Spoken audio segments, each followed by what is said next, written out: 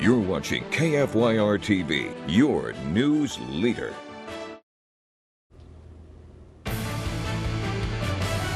Tonight, it's not just a saying, the world is different in the new year. Global markets and daily lives experiencing the first day of a deal years in the making. Yet another COVID milestone as the U.S. hits 20 million cases. And the story of a not-so-happy holidays turning to optimism going into 2021. It's a new year. It's First News at 5. You're watching First News at 5. Your news and weather headlines start right now. Good evening and Happy New Year. I'm Jacob Notermann. While the world woke up in a new year, a country woke up in a new economy. Today is the first day after Brexit, an ongoing breakup between the United Kingdom and the European Union. Negotiations date back to the controversial referendum back in 2016. Just this week, after deadline extensions and heated debates, they reached a deal. The first trucks from Dover to deal with the new EU regulations after the end of the UK's Brexit transition period arrived via ferry in France this morning. This is an amazing moment for this country. We have our freedom in our hands, and it is up to us to make the most of it.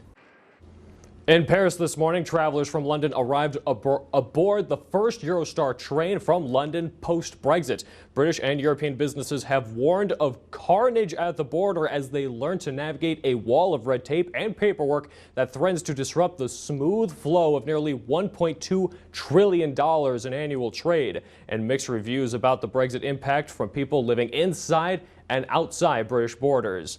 On this side of the pond, a different political back and forth. For the first time in President Donald Trump's presidency, Republicans in the Senate overrode his veto and pushed through a bill on defense spending against his objections. The NDAA sets the defense policy and gives a 3% pay raise for American soldiers. The House voted to override earlier this week by a 322 to 87 vote. Today's Senate vote fulfills that override with an 81 to 13 vote. It took 2/3 of the chamber's members to make that happen. Trump vetoed the bill because it did not include a repeal of Section 230, which shields internet companies from being liable for what is posted on their website. In a statement, North Dakota Senator Kevin Cramer said, quote, "This bill is far too important to let it fail." President Trump is right. Section 230 is in serious need of reform. While this was not the appropriate avenue for it, I look forward to tackling this issue in the next Congress. Senator John Hoeven also cited reform for Section 230, adding, quote, "At the same time, we approve the NDAA again to ensure that our military has the support it needs, just as we have done every year for the last 59 years.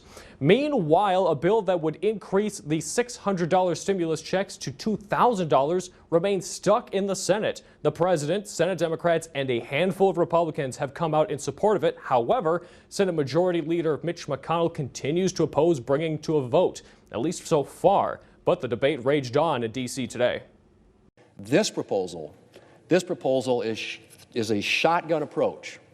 A shotgun approach where a rifle makes a lot more sense. We ought to sit down and figure out how to do it in the most efficient, effective, targeted way possible. Where was your concern about socialism for the rich when Amazon, owned by the richest guy in the world, got a $129 million tax rebate?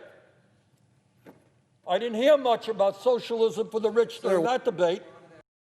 Now let's bring in my friend Kurt Olson. Kurt, how are things looking out there? Oh, gorgeous first day of the new year as we had highs well above freezing, 30s and 40s. Quite a bit of some sunshine as well, even despite some fog here. But let's get a recap of what December at least produced for us in terms of moisture, where we rank in terms of all the climatology data. You can see in Bismarck, we actually only picked up just above a 1/4 of an inch of some moisture, making it the 44th driest December on record for Bismarck. But check out Dickinson, only a trace of moisture for the month of December, making it the second driest December on record for at least Dickinson. Now, temperature-wise, we fared a lot on the warmer side as a lot of places dealing with their 6th, 5th, and 3rd warmest Decembers on record. But as we put a little bit of a bow on the year in terms of our moisture, it was a dry one with Bismarck Dickinson and Williston all recording your third driest years on record. Even Jamestown, fourth driest there. But enough of the past. Let's look ahead towards at least what January has in store for us, at least in terms of that precipitation trend through the middle part of the month.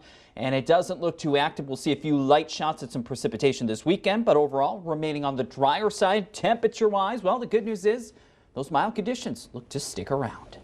Awesome. Well, thank you very much, Kurt. We'll talk to you in a little bit. Yeah. The North Dakota Department of Health did not release any daily COVID-19 numbers today because it is the holiday. Normal updates will resume tomorrow. However, there's a national number on the mind of the health community, 20 million. That's the number of confirmed COVID cases in the United States.